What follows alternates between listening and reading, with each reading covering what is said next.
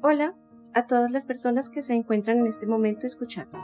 Debo decirles que he titulado el podcast Sin espejos ni pretensiones, porque deseo que sea un espacio donde nos encontremos semanalmente, con nuestro lenguaje como constante y como comprensión. Además de que podamos observar distintos temas como la educación, psicología, sexualidad, derechos humanos y desde luego la salud mental. Desde mi percepción, cada palabra, sin importar su intencionalidad o si puede o no ser aleatoria, equivocada, persistirá en representar una parte de nuestra cotidianidad donde hay un sentido para comunicarnos. En mi mundo es importante distinguir un ambiente donde interpretamos comportamientos habituales, ordinarios o extraordinarios, simbólicos o estrictos, que posibiliten mostrar nuestros signos y representaciones presentes y ausentes a la vez. Como les mencioné, lo he titulado Sin espejos ni pretensiones porque no nos alejamos de nuestra realidad, una que suele ser aparentemente visible, sensible, individual, social y lo que desafortunadamente es inaceptable. Nuestro espejo reflejo se enmarca en nuestra esencia de ser, ese que está presente para mostrarnos en contexto, por un lado nuestro discurso con sus significados y por el otro, todos los papeles que jugamos o desempeñamos con nosotros, los otros y desde luego la cultura. Evidenciando que nuestra construcción de la vida misma está en esa palabra que usamos, a veces una un tanto apretada, para otros punzante, en doble lenguaje, pero siempre para identificar y sensibilizarnos en lo que en tiempo y espacio significa o está en nociones. Yo soy Liliana Andrea Calderón y quedan invitados a formar parte de mi mundo. Entonces, ve por tu taza de café que aquí te espero.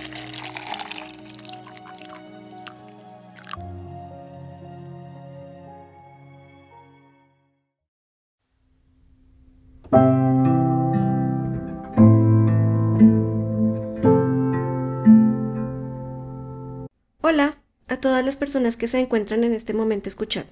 Hoy es una nueva semana para considerar algunos aspectos, así que para iniciar, ve por tu taza de café que aquí te espero.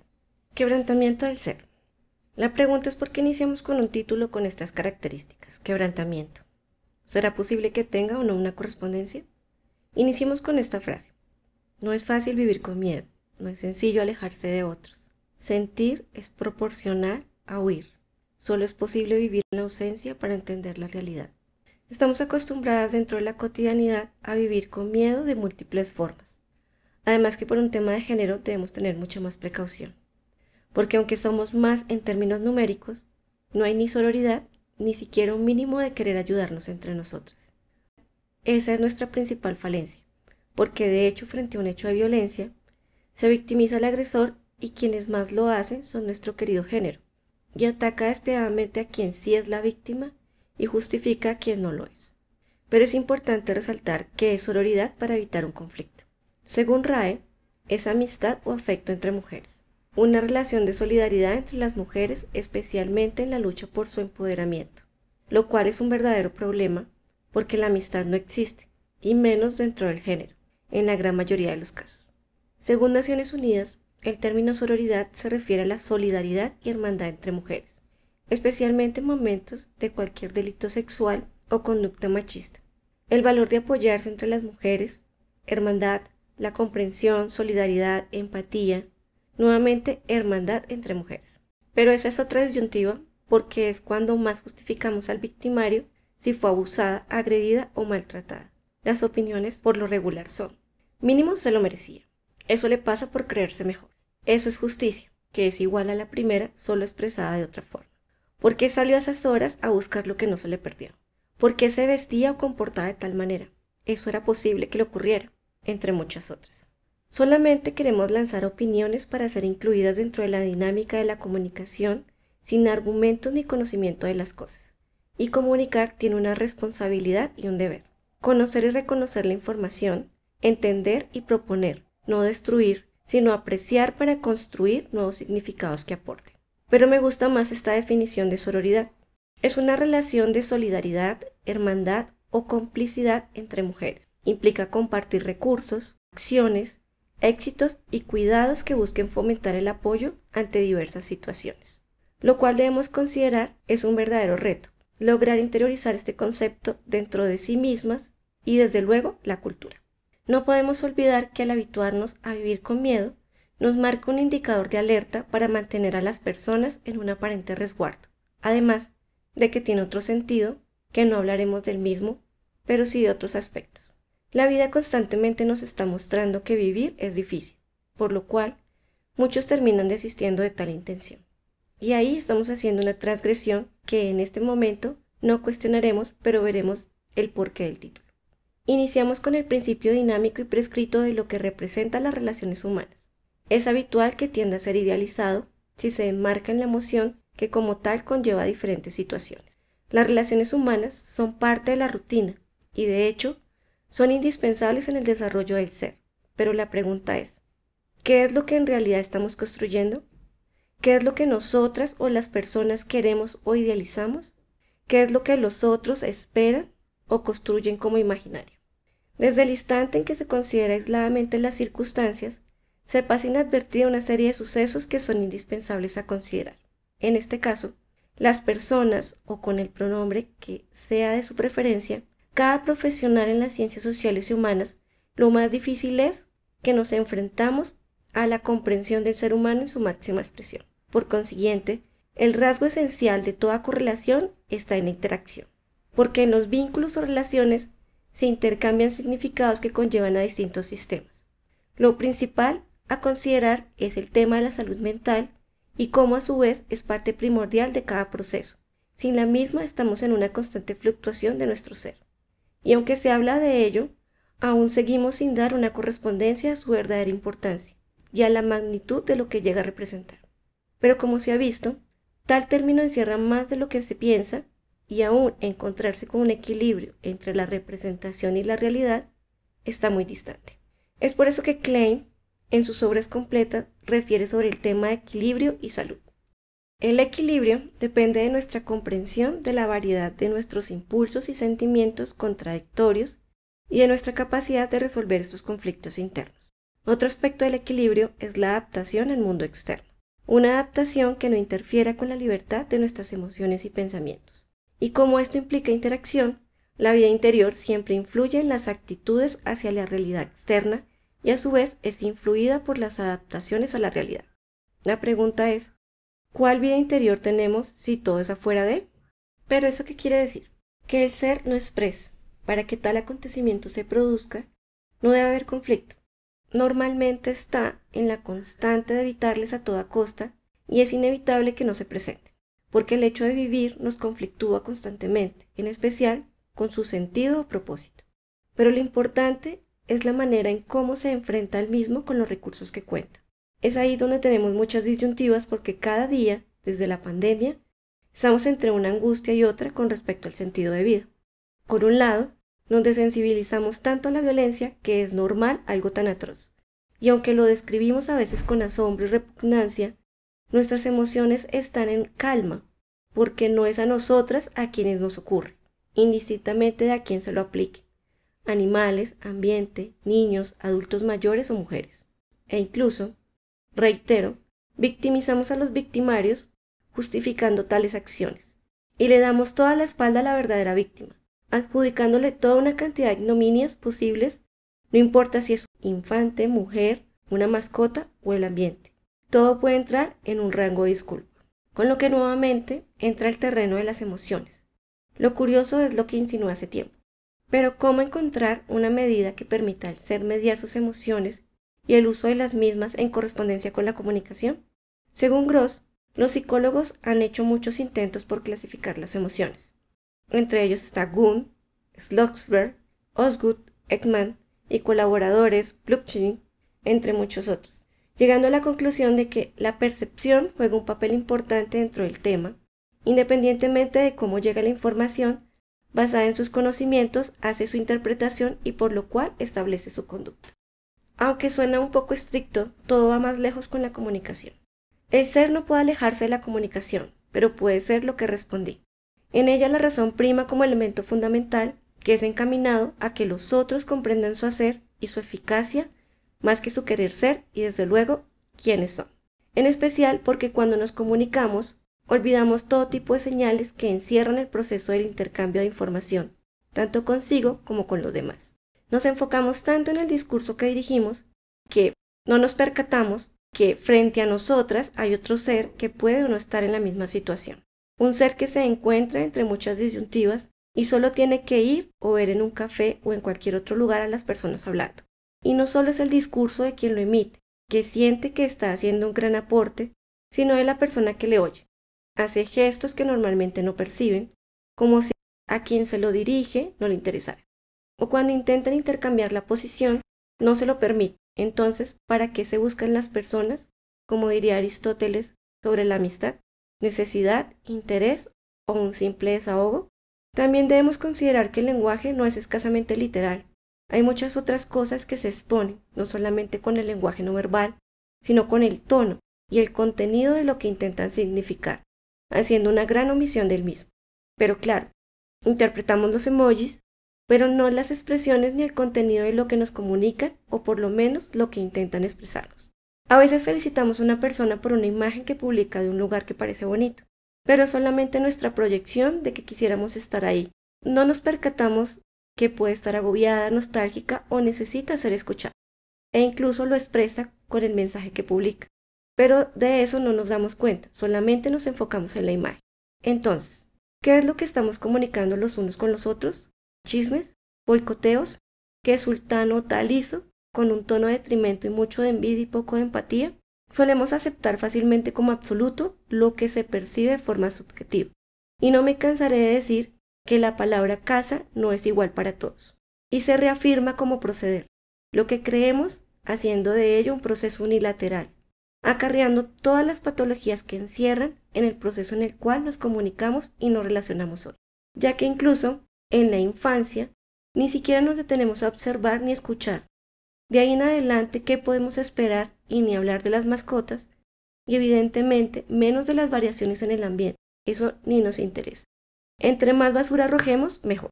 Entre más contaminemos, mejor. Al fin y al cabo, una persona no hace la diferencia. Si maltrato a mi mascota o intoxico a los que viven en las calles, les hago un favor. Con esa concepción se va dirigiendo en el camino. Uno donde la indiferencia frente a todo es lo que prima. Reconociendo lo anterior, hoy se presentan distintos tipos de relaciones a nivel individual, de pareja, en lo social.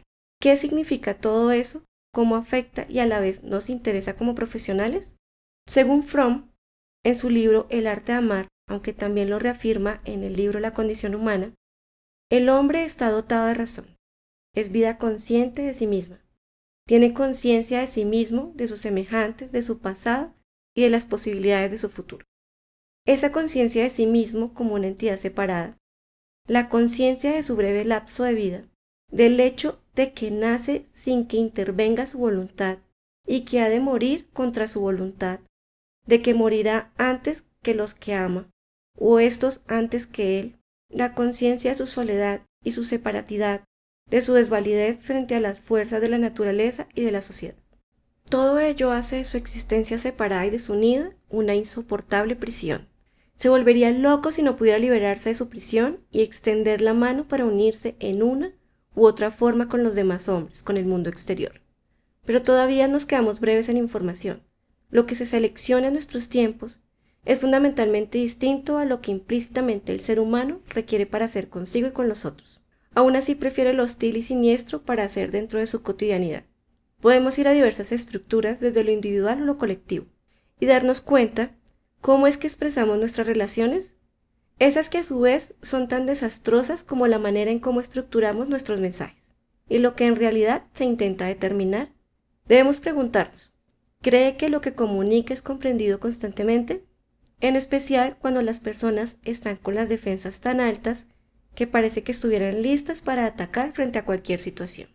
A veces podemos caer en tantos desconciertos para decidir que esto no es atribuible y demostrar la manera en cómo nos representamos ante nosotras y los demás. Es evidente que no es necesario enumerar todos los indicadores que hoy afectan al ser, y no son en términos psicopatológicos, sino físicos y sociales. Producto de lo mismo, el descenso en nuestra escala de necesidades y el decrecimiento por sí mismos y los demás. De acuerdo con la jerarquía de necesidades de Maslow, referido en el libro de Gross, aunque lo pueden encontrar en otros libros, compartimos la necesidad de alimento con todos los seres vivientes. la necesidad de amor con quizás los primates superiores y la necesidad de autorrealización con ninguna otra especie. ¿Por qué no estamos en esa búsqueda de la autorrealización? ¿Por qué consideramos que para avanzar requerimos pisotear, denigrar, difamar o eliminar al más cercano? Nuestra seguridad frente a nuestras capacidades es tan poca que debemos exterminar a los demás como si fueran plagas, para concebir que así es como se puede avanzar y crecer como persona. ¿Eso es lo verdaderamente razonable como argumento? ¿Creemos que hablando mal del otro seremos mejores profesionales o personas? ¿Por qué solo nos comportamos como todos los seres vivientes? Mientras para algunos el alimento es la necesidad primordial, puesto que, hoy por hoy, con todas esas salsas, en una época tan compleja es difícil por momentos pensar en otra cosa diferente. Para esos que lo poseen y no tienen esa preocupación, se dedican a alimentar sus necesidades consumistas del tener más que las del ser. De hecho, los trolls y los haters se desfiguran detrás de un teclado para incitar a más violencia contra alguien, pero en realidad solo quieren drenar toda esa supuración que en la cotidianidad no pueden emitir, buscando un blanco. Y es exactamente la misma dinámica del bullying y el mobbing, un ser insustancial que refleja un vacío que manifiesta a gritos que quiere ser visible ante los demás a pesar de sus infamias. Además, que así es como creen que subsistirán mejor y reflejarán, aun siendo sombríos para ganar control y poder, elementos que no tienen en su cotidianidad. Así que volviendo con la escala de necesidades, en cuanto a lo que sigue, comienzan los declives y dificultades irrebatibles, que entre más se va dentro de las escalas, más nos acercamos, pero a la inversa. Sin dudarlo, estamos invirtiendo la escala y creando nuevos significados contradictorios e infaustos. La estructura subyacente de la forma en cómo nos comunicamos es la columna fundamental de toda la configuración, y les voy a explicar por áreas por qué. A nivel individual, nos seguimos apegando a propósitos claramente limitados al hacer en función de necesidades muy específicas y funcionales. Según Fromm, en su libro Tener o Ser, si yo soy lo que tengo y si lo que tengo se pierde, entonces ¿quién soy? Nadie, sino un testimonio frustrado, contradictorio, patético de una falsa manera de vivir. ¿Cómo puedo perder lo que tengo? Necesariamente en forma constante me preocupa esto. Tengo miedo a los ladrones, de los cambios económicos, de las revoluciones, de la enfermedad, de la muerte, y tengo miedo a la libertad, al desarrollo, al cambio, a lo desconocido. Por ello estoy continuamente preocupado y sufro una hipocondría crónica en relación no solo con la pérdida de la salud, sino con cualquier otra pérdida de lo que tengo. Me vuelvo desconfiado, duro, suspicaz, solitario, impulsado por la necesidad de tener más para estar mejor protegido. A modo general, al estar al tanto con el avance de la sociedad, por causa de que en él han incidido distintas composiciones que han llevado a nuevas variaciones, entre ellos la importancia de la cultura en nuestro comunicar. Esa es la razón por la cual los vaivenes fluctúan, pues hemos utilizado las situaciones para marcar huellas que potencialmente son significativas para la humanidad con nuestro hacer específico, con lo que establecemos dinámicas que deciden nuestro ser y lo mostramos en nuestro lenguaje habitual con nosotros y los demás. Con todo lo anterior, ¿pueden decir quiénes son o somos? Eso no quiere decir que no debemos estar protegidos, buscando una estabilidad. Eso sería una falacia, pero como lo plantea Fromm, ¿de qué es que estamos protegidos si vivimos en una constante de miedo e incertidumbre? De ahí que el miedo, por un lado, y la angustia por el otro, se hayan instaurado tomando cada día mayor fuerza en esencia, y con él vienen los trastornos o la aparición de signos y síntomas como depresión, fobias, trastornos psicosomáticos, trastornos de ansiedad y sus aliados, entre otros. Es ahí donde otra vez nos refiere Fromm en su libro El miedo a la libertad que la angustia y la inseguridad engendradas por el peligro de perder lo que se tiene no existe en el modo de ser. Si yo soy lo que soy y no lo que tengo, nadie puede arrebatarme ni amenazar mi seguridad y mi sentimiento de identidad. ¿Consideran que es necesario advertirnos desde este punto? ¿Volvemos a quienes somos? Es difícil reconocerlo, a veces aceptarlo, pero es necesario. Continuando con Fromm, dentro del mismo párrafo, mi centro está en mí mismo, mi capacidad de ser y de expresar mis poderes esenciales. Forma parte de mi estructura de carácter y depende de mí. Eso también es cierto, en el proceso normal de vivir. Desde luego, no en circunstancias como una enfermedad que incapacita, la tortura u otros casos de poderosas limitaciones externas. ¿Por qué no nos comprendemos desde aquí? Si se prosigue la información, tiene más de una prioridad que nos presentará como argumento. Aunque hay que reconocer que eso no disminuye en nada ni los vacíos, ni las elecciones u opciones a la hora de decidir que nos llevan a actuaciones o senderos catastróficos. Pero aún así, ¿por qué irnos en esa vía? Ya no es suficientemente caótico intentar vivir, que en vez de ser, prefiero hacer desdichados a los demás. ¿Eso eliminará sus vacíos? ¿Eso alimentará su ego? ¿Le ayudará a mejorar su cotidianidad? ¿O requiero ver desdichados a los demás como reflejo de mi infortunio para sentir que todo está en equilibrio? ¿No creen que es indispensable cuestionarlo? Por otra parte, con relación a la pareja, las exigencias entre pares frente a una ausencia de comunicación bidireccional muestran una información que se mueve sobre los contextos individuales que encierra lo cultural de cada uno, aunado a los requerimientos de tiempos y obligaciones a los que están inmersos, lo que puede conducir a configuraciones dialógicas monologales con el fin de evitar la tan temible soledad o algún vacío interno que se sobrelleva entre dos. Cuando hablo de configuraciones dialógicas monologales, es como lo que estoy haciendo en este momento. Les hablo en un solo sentido, sin posibilidad de construcción a un intercambio entre las partes. Claro, esperando que ustedes reflexionen y creen sus propios esquemas. Pero por lo regular, en una comunicación monologal no hay una reciprocidad ni siquiera reflexiva. Es completamente autoritaria. Es como cuando solo se escucha sin reciprocidad de ninguna clase, y así son las conversaciones de hoy.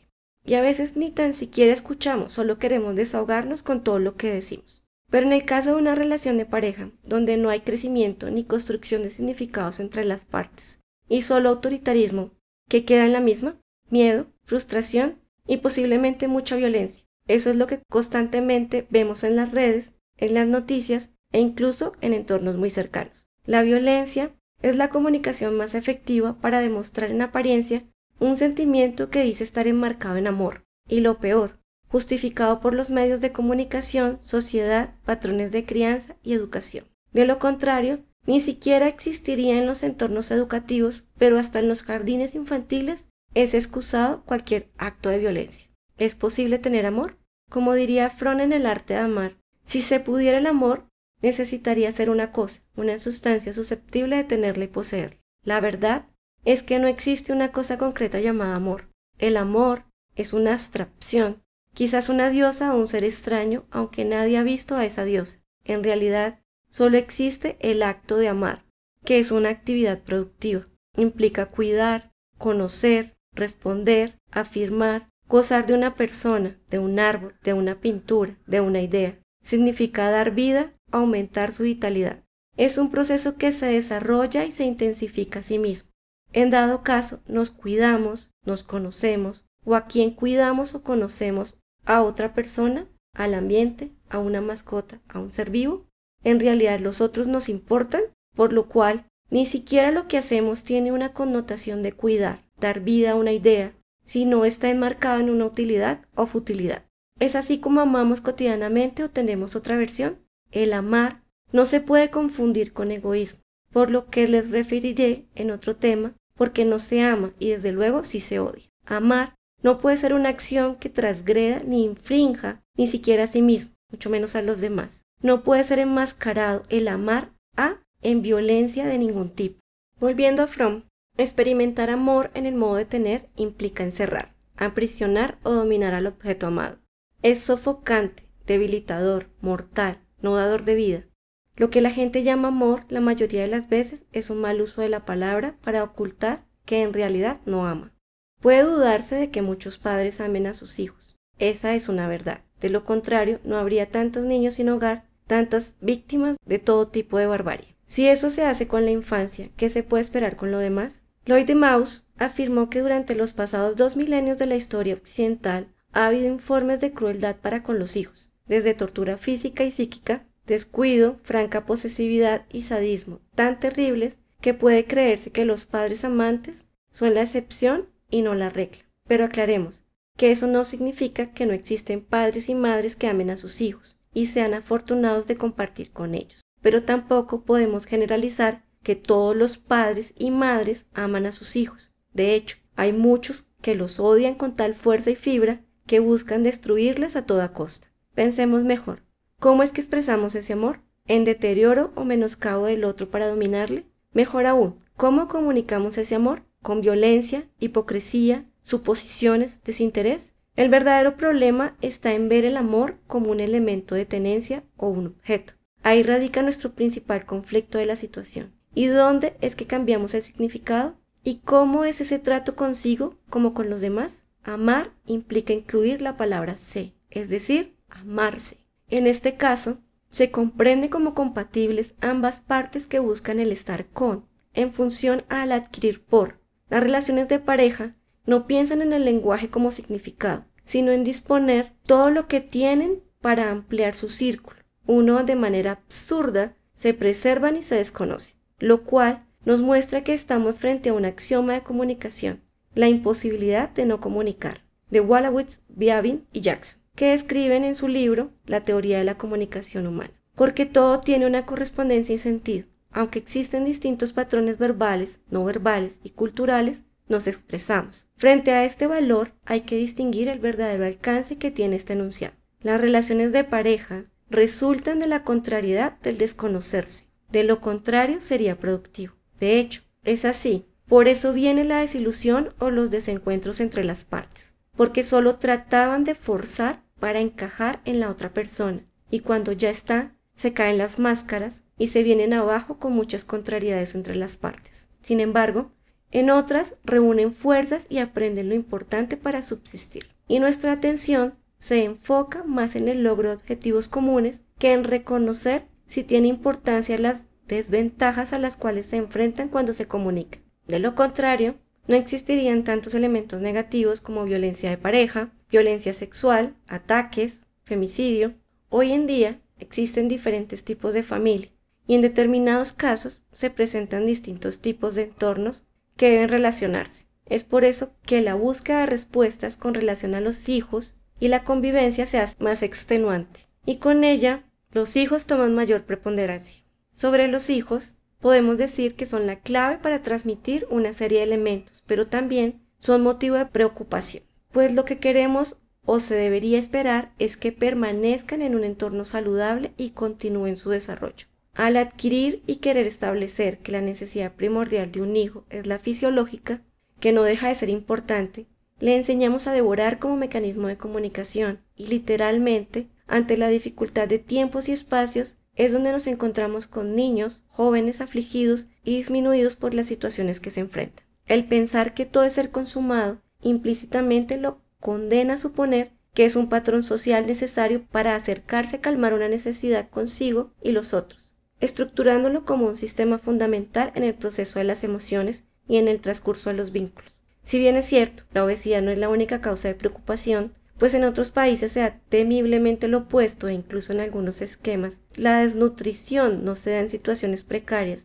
y países en conflicto se puede dar en entornos económicamente sostenibles. ¿Qué es lo que se quiere de un hijo si los tiene? ¿Que aprenda sobre cómo vivir o aprendan solamente a sobrevivir? Pero no solo se consume alimentos, sino que hay otros elementos como la tecnología, entre otros. Todo depende del tiempo y la funcionalidad con la que se le dispone, pues a veces suponemos que es mejor que estén sosegados frente a un aparato a que profundicen o cultiven afinidades. ¿Para qué se le da una tableta a un celular o la tecnología a un infante? ¿Para que construya aprendizajes o lo deja sin regulaciones de ninguna clase? Solamente es para que deje de hacer un berrinche o porque no quiero o no puedo dedicarle tiempo, y la tecnología es el padre del aprendizaje sin ningún tipo de mediación ni control. De hecho, antes de que la tecnología aflorara, una colega hace mucho tiempo citó que las personas crecieron y se construyeron con el televisor, porque nadie más estaba ahí, y en cierto sentido tiene razón, eso hay que reconocérselo. Por otra parte, lo que hay que investigar es cómo se enfrentan a esos entornos, puesto que son tan disímiles con sus pares y demás que es necesario comprender todos los elementos que los hacen más vulnerables e intentar encontrar una manera de que correspondan estrechamente a asumir diferencias, fracasos, éxitos y que pueda pensar en las variaciones para no vivir en la ausencia de sí y los demás. Sobre la amistad. Creo que es un tema sensible porque no me cansaré en indicar que no creo en la amistad, en especial como se concibe hoy en día, ya que no hay duda que cada vez este tema toma menos influencia y se presenta tanto en los entornos educativos o sociales con matiz de prejuicio y discriminación. Está claro que las personas deben ser pisadas y entre más firme mejor. Eso es ser amiga. Llegar a sentirme mejor porque le va mal a otra persona que en un tiempo dicen que se conocieron. Eso es lo que más abunda. Pues con ese proceder envía un mensaje claro de poder y control. Y es a eso a lo que le llamamos amistad hoy por hoy. ¿La amistad será un imaginario o una ilusión? Son pocos los que en realidad intentaron conocerle e incluso respetar sus pausas, silencios y formas de proceder, aun cuando no los comprendían. Solo basta con que le pregunte a sus amigos cosas básicas, que pudieron ser observadas y no saben cómo responder, y el que sí es posible que sea su amigo. Y si se ofende, no tiene sentido. ¿Qué es lo que busca un amigo o amiga? ¿Una comunicación superficial? ¿Una donde se hable mal de otros o solo quiere que únicamente le escuche? ¿O qué es lo que necesita o requiere? Es más fácil cuando hay claridad en la comunicación entre las personas, ¿no creen? Hablar de fluidez en la comunicación no es tener a la mano más herramientas, es poder intercambiar significados honestos dentro de la cotidianidad entre las partes implicadas y que a su vez sea constructivo, no destructivo. El que posee amigos lo hace en función a adquirir más y en menor se da la calidad y la fuerza en la misma correspondencia.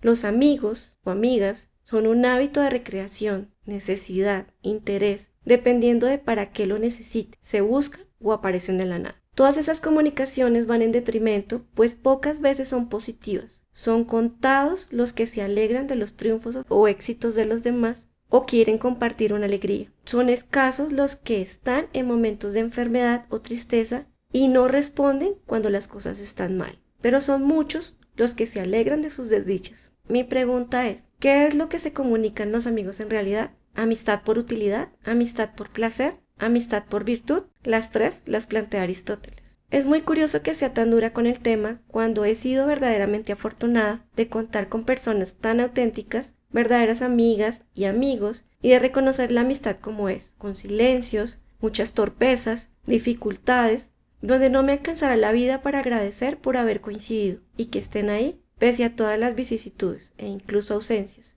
y que pueda decir con certeza, las conozco y me conocen. Lo verdaderamente cierto es que desde niños hasta los adultos padecen por problemas urbanos de crear vínculos contrarios a la virtud de la amistad, porque sí puede llegar a ser una virtud la amistad. Relacionarse es una dificultad, pues se caracteriza por la aparición de mantener dividido a su ser. Para la mayoría de las personas, aproximarse a otro u otra persona es ser vulnerable. Naturalmente se da por sentado que se comparte con el otro un saber, una experiencia, pero se debe entender que es un capítulo del momento, que por lo general debe ser disociado por terceros, mediante artilugios, para así regular el equilibrio de los contextos. Y lo peor es que al no conocer al otro, conciba y se deje llevar por todas esas artimañas, llevando malos entendidos que desde el principio tuvieron un propósito. Para que las personas se enemisten o se distancian, algo que se pudo evitar con comunicación. Pero el error no es de quien lo logra, sino de quien cae. Y debo elogiar a quienes creen que así es como se deben proceder para avanzar en el transcurrir. Pues dedicarle tanto tiempo a otro para destruirle nos permite reconocer cuán sórdida debe ser su vida y muestra cuán tóxica es como persona, lo cual es necesario agradecer cuando afloran tales seres.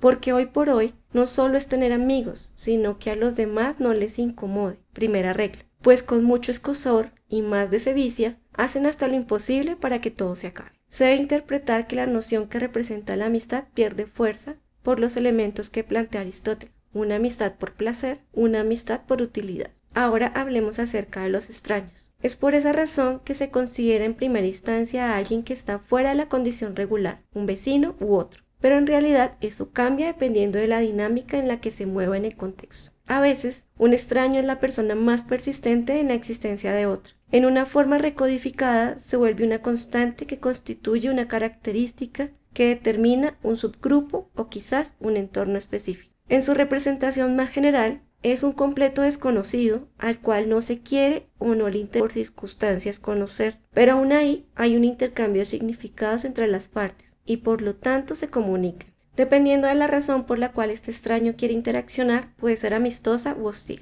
Quizás no sea excesivo decirlo, pues cualquier interacción conlleva una respuesta. Hay personas que buscan chocar con otras para solamente ser percibidas. La percepción que se tiene del otro en función a necesidades específicas conduce a que si es vital, se debe relacionar. De lo contrario, la distancia es la mejor manera de mantenerse en armonía. Esa exclusión puede ser reprobada por ese otro que asume ese mensaje como negativo y tiene la opción de evitar o ser agresivo para dañar. En el siglo XX la humanidad fue la más escolarizada, la más homicida, según datos de Renner. Además, de acuerdo con White, en el 2000, de los homicidios y las hambrunas provocadas por el hombre, hubo aproximadamente 182 millones de muertes por desagrado a las masas. Pensemos en estos 23 años cuántas personas más han muerto, por cuánto tendremos que multiplicar el valor. Se puede justificar cuando se agrede a otra persona o la elimina, cuando se forma parte de una masa, como es producto de la efervescencia de un sentir de una masa colectiva, ¿se puede dejar dentro del tintero? Por otra parte, producto de una frustración desmedida, se reacciona sin justificación a pesar de que en su pensamiento tenga todos los argumentos para sus acciones, y con eso llega la violencia desde irreflexiva hasta completamente desmesurada. De ahí que en los encuentros o los desencuentros corresponde a tantas manifestaciones que se crea conforme modifica de acuerdo a las situaciones, y una sola palabra puede cambiar sustancialmente todo. En cuanto al último punto, lo social, en esa transmisión de la cultura, incluyendo los cambios recientes, estamos inmersas a la búsqueda a aceptaciones de sistemas que conlleven a entender fenómenos sociales y así converger con los otros. Sin embargo, nuestras participaciones a veces no son estimadas de la mejor manera, son vistas como intrusiones y la forma de relacionarnos es completamente incomprensible. En otras palabras, la soledad forma parte importante en cada una. Para algunos, es como lo describe Klein.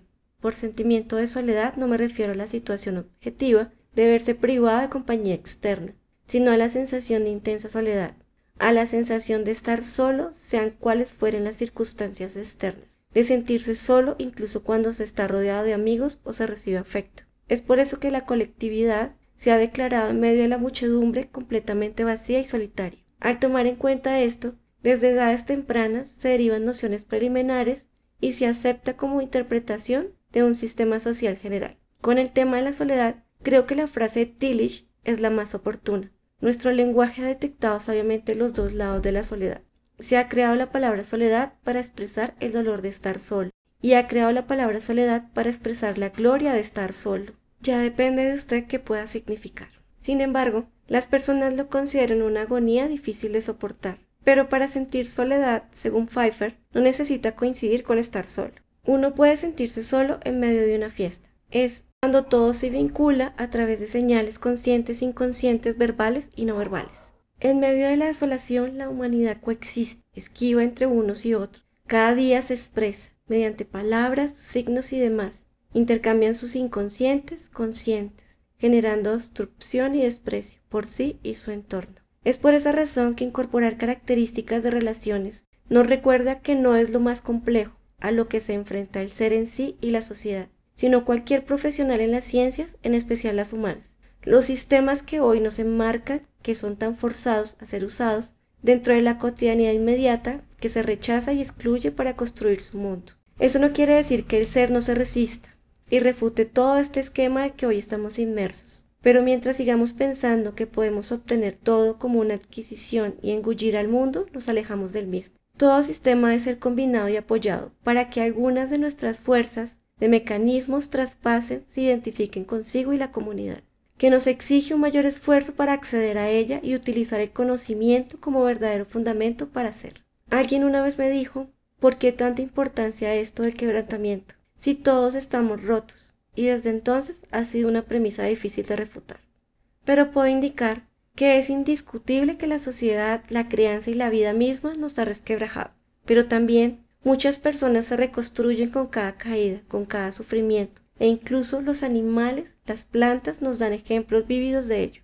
Y eso es de las cosas más valiosas que tiene el ser, que pese a tanta ignominia, tanta ambición, tanto absurdo, aún tiene una razón para continuar en la cotidianidad y darle un sentido a su existencia, y aún a pesar de ello, se le debe dar crédito a las relaciones humanas. Espero haber vinculado significados que nos acompañen constantemente, y dejar abiertas más preguntas, unas que nos permitan constituir nuevas razones para estar aquí. Que tengan una apacible semana y hasta una próxima oportunidad.